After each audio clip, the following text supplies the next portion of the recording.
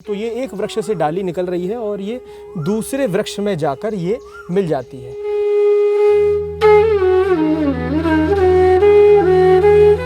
नमस्कार दोस्तों, कैसे हैं आप सभी। आप देख रहे हैं यूनिक समय और मैं हूं आपके साथ मयंक। कितना समय हो गया पता ही नहीं चला। 8 महीने यूं हवा की तरह गुजर गए। आप लोगों के साथ जुड़े हुए कितना समय हो गया है, कितना बहुमूल्य समय हमने आपके साथ बिताया है, कितने सारे वीडियोज़ आपके साथ शूट करे हैं हमने। तो उसके लिए मैं आप सभी को बधाई देता हूं कि आप सभी का प्यार हमें इतने अच्छे तरीके से हमारे पास आ रहा है, हमें मिल रहा है। तो मित्रों, आज जो हम दर्शन कराने वाले हैं, जिस जगह पे आज हम आए हैं, उसके बारे में मैं आपको बता देता हूँ। आपने राधा कृष्ण के प्रेम के बारे में तो सुना होगा कि राधा रानी और भगवान श्री कृष्ण का प्रेम जो है वो कितना अटूट रहा है, कितना बहुमूल्य रहा है और संसार को सभी को सिखाने वाला रहा है। और आप सभी जानते होंगे कि भगवान श्री कृष्ण की काफ़ी सारी पटरानियाँ हुई हैं और रानियाँ हुई हैं काफ़ी सारी। 16,108 रानियों के बारे में वर्णन है भगवान श्री कृष्ण की। मगर आपने कभी ये सोचा है जिनसे उन्होंने प्रेम किया, राधा रानी, जिनके साथ वो पूरे बालपन में रहे, पूरे बाल अवस्था में रहे, उनका क्या हुआ? तो मैं आपको बता देता हूँ। ये थोड़ी सी चौंकाने वाली बात होगी कि जी हाँ दोस्तों, राधा रानी और भगवान श्री कृष्ण का विवाह हुआ था। अब आप सोचेंगे ऐसा तो आपने कभी सुना नहीं है, ऐसा कोई वर्णन नहीं है। तो मैं आपको वो भी बता देता हूँ। गर्ग संहिता में इस चीज़ का वर्णन है कि राधा रानी और भगवान श्री कृष्ण का विवाह हुआ था उनके बालपन में। तो दोस्तों, उसी जगह पे आज हम आए हैं और उसी जगह के मैं आपको दर्शन कराऊंगा कि वो पवित्र स्थली कौन सी है जहाँ पे राधा रानी और भगवान श्री कृष्ण का विवाह हुआ था। और वो कराया भी ब्रह्मदेव ने था। तो पूरी क्या कहानी है, क्या कथा है, उससे मैं आपको अवगत अभी कराऊंगा। और आपको ये भी बता देता हूँ कि जिस जगह पे आज हम आए हैं, इस जगह का इसके अलावा भी एक और महत्व है। यहाँ पे एक राक्षस का वध किया था भगवान दाऊ और भगवान कृष्ण ने। वो भी मैं कहानी आपको बताऊँगा। तो चलिए वीडियो को आगे बढ़ाते हैं।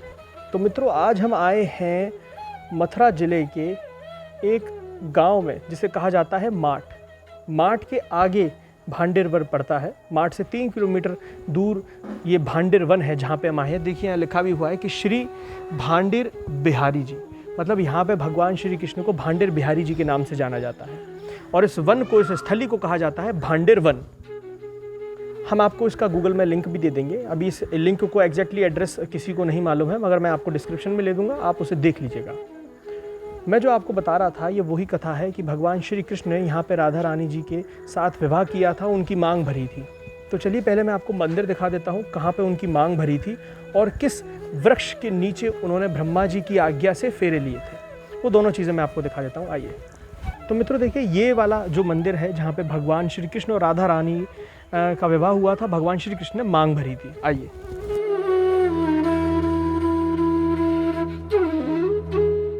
तो मित्रों, मंदिर के अंदर हम आ चुके हैं और ये देखिए, यहाँ पे संस्कृत के दोहे में यहाँ श्री बिहारी जी के बारे में लिखा हुआ है, भांडेर बिहारी जी के बारे में।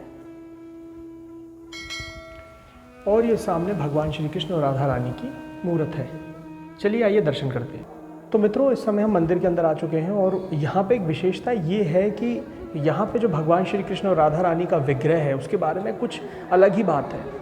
मतलब आपने भगवान श्री कृष्ण के विग्रह में ज़्यादातर उनके हाथों में बंसी देखी होगी या और क्रियाकलाप करते भगवान श्री कृष्ण को देखा होगा, मगर यहाँ पे भगवान श्री कृष्ण राधा रानी की मांग भर रहे हैं। जो विग्रह है दोनों का समाहित होके एक ही रूप में इस तरह से है कि आप उसको देख पाएंगे। मैं आपको दर्शन कराता हूँ, एक बार आइए आप। तो मित्रों, आप ये जो सामने भगवान श्री कृष्ण और राधा रानी का विग्रह देख रहे हैं उसको देखिए ध्यान से। भगवान श्री कृष्ण के बाएं हाथ में, मतलब मैं बोलूँ तो लेफ्ट हैंड में, देखिए वो आपको साफ दिखाई दे रहा होगा, लाल लाल सा वो सिंदूर है और वो राधा रानी की मांग भर रहा है। और जैसा कि हमें यहाँ के स्थानीय पुजारी जी ने बताया है कि ये जो विग्रह है ये टीले पे स्थित है। मतलब जिस समय हम जो यहाँ पे खड़े हैं, ये एक विशाल टीला हुआ करता था और इस टीले पे उसी युग में ये आकाश से ये दोनों विग्रह आके यहाँ पे स्थापित हो गए थे। तो मित्रों देखिए, आप आइए यहाँ पे एक ऐसा विग्रह समझ लीजिए या एक ऐसी मूर्तियाँ समझ लीजिए जिसमें आपको साफ पता लगेगा कि राधा रानी और भगवान श्री कृष्ण का विवाह हुआ तो किस प्रकार था। आइए मित्रों, देखिए आपको सामने भगवान ब्रह्मदेव के दर्शन हो रहे होंगे और ब्रह्मदेव के बिल्कुल बगल में देखिए राधा रानी और भगवान श्री कृष्ण बिल्कुल वैसे बैठे हुए हैं जैसे विवाह में आपने दूल्हा और दुल्हन को बैठे हुए देखा होगा। राधा रानी का जो है सीधा हाथ आगे की तरफ है और भगवान श्री कृष्ण के सीधे हाथ में उन्होंने हाथ को दे रखा है। यहाँ पे इस प्रतिमा का निर्माण इस पूरी कथा को समझाने के लिए हुआ है। तो मित्रों, जो आपने इस समय भगवान श्री कृष्ण और राधा रानी का जो विग्रह देखा है, मैं और बाकी सारी जगह वो वृक्ष और बाकी सारी स्थली दिखाने से पहले मैं चाहता हूँ कि आपको उस कथा के बारे में जानकारी हो जाए। मुझे भी उतनी जानकारी नहीं है, तो यहाँ पे हमारे साथ मंदिर के जो सेवायक हैं गोपाल बाबा जी, वो हमारे साथ मौजूद हैं। उनके साथ जुड़ के आपको शॉर्ट में एक बार कहानी बताते हैं, उसके बाद जो आगे का वीडियो है फिर वो हम कंटिन्यू करते हैं। तो गोपाल बाबा, बहुत बहुत धन्यवाद आज हमारे साथ जुड़ने के लिए, हमारे चैनल के साथ। और जो भांडीर वन की जो कथा है, मुझे ऐसा पता है कि जो भी ब्रज में आता है ज़्यादातर वृंदावन दर्शन करते हैं, मथुरा ब्रज भ्रमण करते हैं। भांडीर वन बहुत कम लोग आते हैं, जहाँ तक मैं जानता हूँ, क्योंकि बहुत कम लोगों को ये जानकारी है। मुझे भी आज पहली बार ये पता लगा है कि भांडीर वन में राधा कृष्ण जी का विवाह हुआ था, जो कि कोई नहीं जानता, किसी को पता ही नहीं है। सबको मालूम है रुक्मणी जी से विवाह हुआ है, सत्यभामा जी से विवाह हुआ है और बाकियों से विवाह हुआ है। तो यहाँ की जो कथा है वो एक बार आप हमें कृपया करके बताएं। इस स्थान पर आप बैठे, इस स्थान का नाम है भांडीर वन। और ये सामने जो मंदिर है, ये एक ऊंचे टीले पे इस समय विराजमान थे ठाकुर जी। नीचे आगे गड्ढा है, यहाँ पर वृक्षावली लता कुंज खड़ी थी।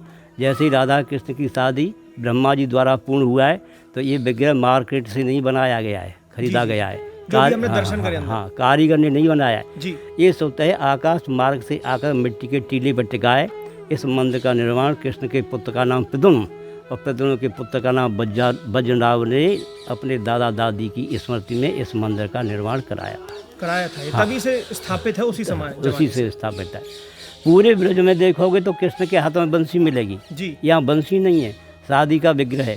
कन्हैया जी श्री जी की चुटकी की मांग भर रहे हैं, जैसे शादी के समय लड़का लड़की की मांग भरता है। तो मित्रों, आपने देखा कि भगवान श्री कृष्ण और राधा रानी का ये जो विवाह हुआ था, ये देव विवाह था, अर्थात ये एक गुप्त विवाह था। इसमें सिर्फ देवलोक से सभी लोग आए गए थे, क्योंकि भगवान श्री कृष्ण और जो राधा रानी हैं वो स्वयं में ही श्री नारायण हैं। मतलब श्री हो गई राधा रानी और नारायण हो गए भगवान श्री कृष्ण।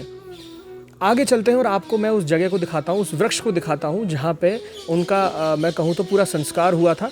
जो ये वृक्ष है, वट का जो वृक्ष है पंडित जी, यहीं पे मैं समझता हूँ सारे कृत्यों को संपन्न किया गया है। ये मंडप टाइप का है।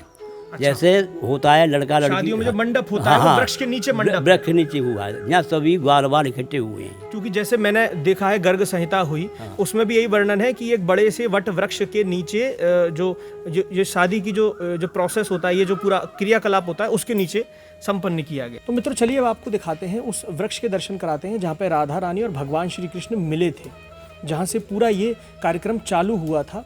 वहाँ पे आपको लेकर चलते हैं और वहाँ दिखाते हैं।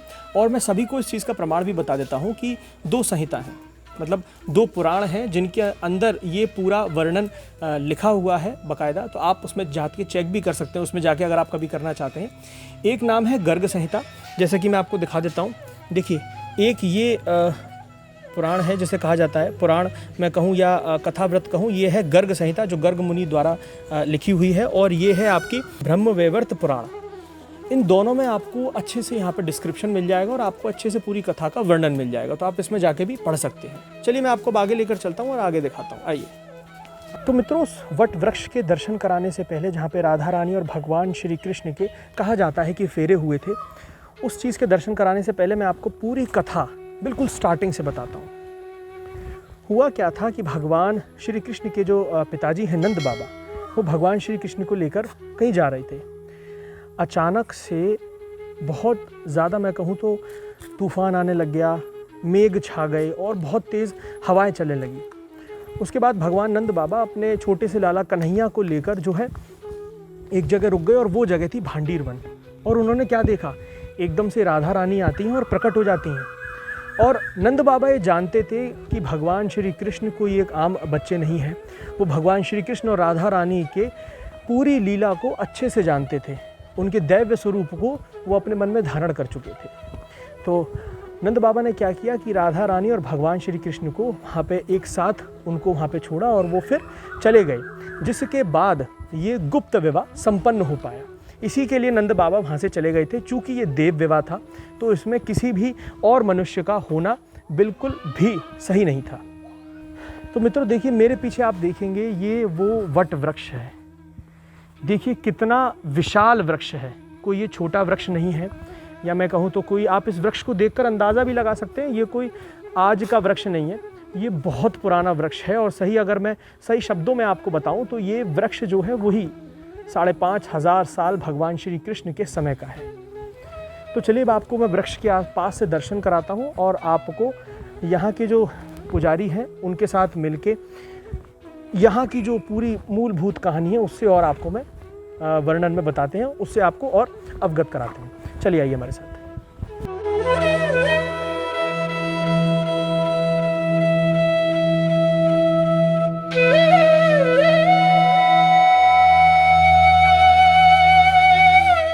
तो मित्रों देखिए, हम ऊपर चढ़ के आ गए हैं और ये जो वृक्ष है जिसके बारे में मैंने आपको बताया था कि इसी वृक्ष के नीचे राधा रानी और भगवान श्री कृष्ण का जो विवाह था वो संपन्न हुआ था। यहाँ आप अंदर आएंगे तो आपको पता चलेगा कि यहाँ पे राधा रानी और भगवान श्री कृष्ण की कितनी सुंदर मूर्त है। आप एक बार दर्शन करिए। सामने आप देखेंगे भगवान ब्रह्मदेव विराजमान है और इधर राधा रानी और भगवान श्री कृष्ण वरमाला धारण करे हुए बिल्कुल विवाह के आगे के कार्यों के लिए खड़े होकर एक दूसरे को देख रहे हैं।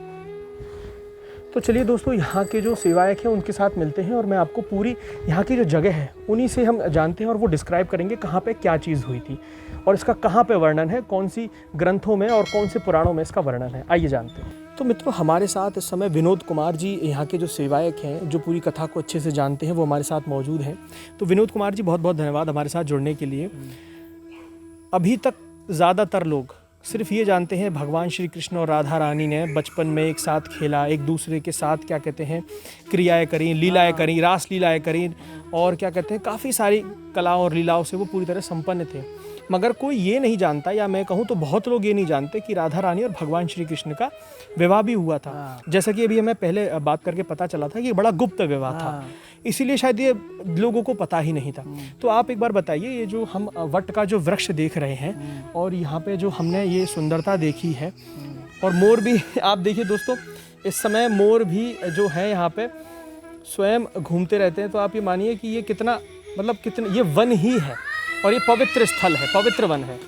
तो चलिए अब आगे की बातें जानते हैं। तो विनोद जी, एक बार आप अच्छे से बताएं ये क्या पूरा क्या है ये? देखिए, इस स्थान का नाम है भांडीर वन जी, और भांडीर वन के अंतर्गत ये भांडीर वट, ठीक है, जहाँ पर कि ब्रह्मा जी ने जुगल जोड़ी सरकार का विवाह कराया है। अच्छा, राधा कृष्ण का, जी जी जी, जिसका प्रमाण ब्रह्मवैवर्त पुराण में और गर्ग संहिता में मिलता है। जी जी, अभी हमने देखा उसमें। हाँ, तो एक बार नंद बाबा की गोद में आए हुए इधर, अच्छा अच्छा, और यहाँ अपनी लीला दिखाकर एकदम मौसम को गड़बड़ किया। दिन में तारे टिमटिमा रहे हैं, बिजली कड़क रही, तूफान आया, रोने लगे। तो नंद बाबा कह रहे हैं कोई रक्षा करो, कोई रक्षा करो। वो परेशान हो गए अपने हाँ, छोटे लाला के लिए। हाँ क्या जी, करें? हाँ जी। तो नंद बाबा ने अकस्मात क्या देखा, एक बड़ा प्रकाश पुंज आया है और उनके सामने खड़ा हो गया है। जी जी जी तो वो आज तक श्री राधा रानी ही थी जी। तो नंद बाबा ने उनको प्रणाम किया। प्रणाम करके बोले, हे देवी, ये आपके प्राणनाथ हैं, इन मेघमालाओं को देख के डर रहे हैं, लो आप इन्हें समारो और अपना मनोरथ पूरा करना। जी। तो राधा रानी गोदी में लेकर के कन्हैया जी को इस स्थान तक पहुंचती हैं। भांडीर मतलब आप ये कहना चाह रहे हैं कि राधा रानी अपने श्री स्वरूप में थी? हाँ जी, इसलिए उन्होंने भगवान श्री कृष्ण को गोदी में उठा लिया। हाँ जी, हाँ जी। फिर क्या हुआ? फिर नंद बाबा से लेकर के इस स्थान तक पहुंची हैं। अच्छा। तो यहाँ आकर के देखा है भगवान ने फिर अपनी माया फैला करके यहाँ पे बड़ा सुंदर मंडप का निर्माण किया हुआ है। भगवान श्री कृष्ण ने पहले से ही सब हाँ कुछ जी, अपनी लीला से लीला के यहाँ पे कर रखी थी। हाँ जी, हाँ जी। और एक छोटा सा पालना तो मिला है। तो राधा रानी ने आते ही कन्हैया को उस पालने में लिटाया है, सुला दिया है। अच्छा अच्छा। और सुलाने के बाद ब्रह्मा जी का आह्वान किया है राधा रानी। हाँ, क्योंकि ब्रह्मा जी ने 68,000 वर्ष पूर्व तपस्या करी है पुष्कर में जाकर के। हाँ, पुष्कर ये जो अजमेर में है। हाँ जी, हाँ जी, जी जी जी। तो जब भगवान प्रसन्न हुए उनकी तपस्या से, तो उन्होंने कहा है कि आप सृष्टि के रचयिता हैं, किस लिए तप कर रहे हो?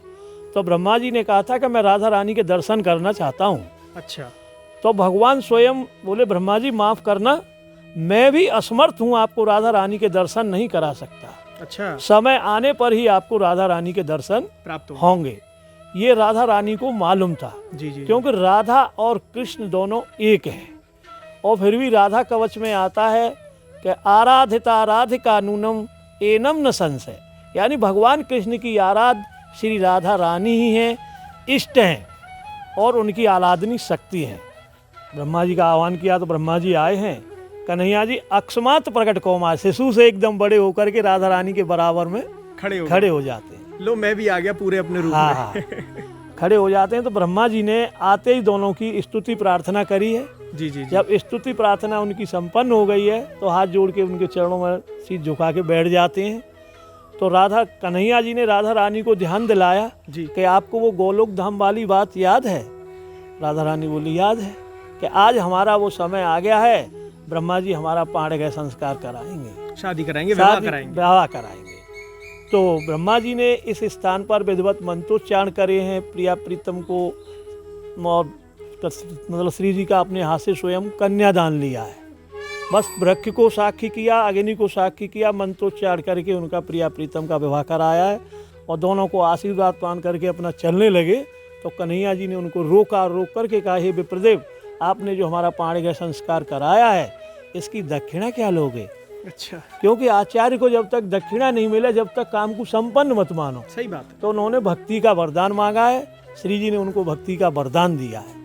जब वरदान दे के आशीर्वाद प्रदान करके अपने लोग को गए हैं तो जुगल जोड़ी सरकार यहाँ बिहार करती है।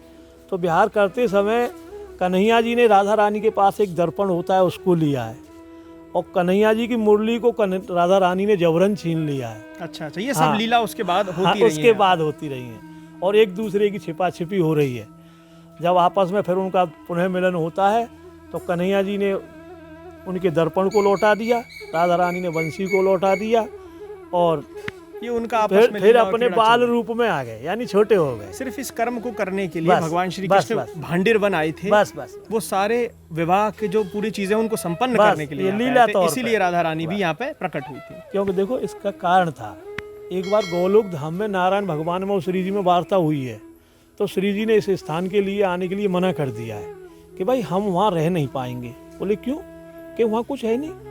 अब अपना हम जो कुछ ब्रज में 84 कोष के अंतर्गत जो कुछ देख रहे हैं ये सब कुछ गोलोक धाम में था। ये गोलोक धाम ही माना जाता हाँ, है हाँ। कि उसी को हाँ धरती जी, पर हाँ, लेकर आए हाँ थे। जी, ब्रज हाँ ही जी, गोलोक हाँ धाम जी, है। हाँ जी, हाँ जी। इसलिए यहाँ पे गाय मिल जाएंगी हाँ, आपको और हाँ। भगवान श्री कृष्ण की बिल्कुल, अलग अलग बिल्कुल। लीलाएं मिल जाएंगी जगह बिल्कुल जगह। बिल्कुल। तो भगवान ने तभी श्री जी से ये कहा था कि आप अब नहीं जा रहे हो तो मैं द्वापर के अंत में अवतार लूंगा, वहाँ लीलाएं करूंगा, हमारा वहाँ पे मिलन होगा। तो वो मिलन यहाँ दिखाया है। और जो कही थी ना वहाँ कुछ नहीं है, तो गोलोक धाम से ही 21 योजन भूमि को इधर स्पेशली भेजा है। एक योजन में 4 कोष होते हैं, इस वजह से ये 84 कोष का ब्रजमंडल बना है। भगवान ने उसमें सारे तीर्थ स्थलों को स्थापित किया है। और जो मिलन वाली बात कही थी वो भांडीर वट के नीचे दिखा दी। तो इतनी रोचक तरीके से बात को बताने के लिए विनोद जी बहुत बहुत धन्यवाद। आपने जो ये जय श्री राधे। जो कथा बताई है बहुत सारे लोग नहीं जानते होंगे और बहुत सारे लोगों को अब ये पता चल जाएगा। सही बात है। बहुत बहुत धन्यवाद। राधे राधे राधे, राधे राधे राधे। तो मित्रों देखिए, मैं आपको वो जगह भी दिखाता हूँ जहाँ पे बिल्कुल भी आज आप उन पेड़ों को इस मंडप के रूप में आप समझ सकते हैं, जान सकते हैं। आइए मेरे साथ। ये देखिए, ये पेड़ों को आप जब नीचे से देखेंगे गौर से तब आपको ये ना मंडप के रूप में दिखेंगे। 4, 1, 2, 3 और ये 4, ये आपको 4 वृक्ष दिखेंगे मंडप के रूप में। और इसी मंडप के रूप को पूरी तरह से दिखाते हुए ये आप मान्यता मान लीजिए या किसी भी तरीके से ये श्रद्धा भाव मान लीजिए कि इन दोनों जो ये वृक्ष हैं जो एक हो गए हैं, या फिर मैं कहूँ एक वृक्ष हैं जो 2 हैं, उनके आप ये देखिए इस समय। तो ये एक वृक्ष से डाली निकल रही है और ये दूसरे वृक्ष में जाकर ये मिल जाती है। इसको गठबंधन के रूप में यहाँ पे बताया गया है। तो अगर आपको इसी तरह से ब्रज के वीडियोस देखने अच्छे लग रहे हैं तो हमारे चैनल को प्लीज़ आप सब्सक्राइब कर लीजिए। जैसे आप बने रहेंगे, हम जब भी वीडियो डालेंगे आपको क्या कहते हैं पता चल जाएगा। और आप बेल आइकन ज़रूर दबा दीजिएगा। अगर आप हमारे साथ और भी जुड़ना चाहते हैं तो व्हाट्सएप नंबर नीचे दे रखा है, उस पर राधे राधे लिखकर आप हमारे साथ जुड़ सकते हैं। और टेलीग्राम अगर आप चलाते हैं तो उसका लिंक भी नीचे डिस्क्रिप्शन में दे रखा है। वीडियो को शेयर करना गलती से भी मत भूलिएगा, कमेंट ज़रूर करिएगा और लाइक करके अपने प्यार को हमारे पास पहुँचाइएगा। तो आप देख रहे थे यूनिक समय, मैं हूँ आपके साथ मयंक। राधे श्याम।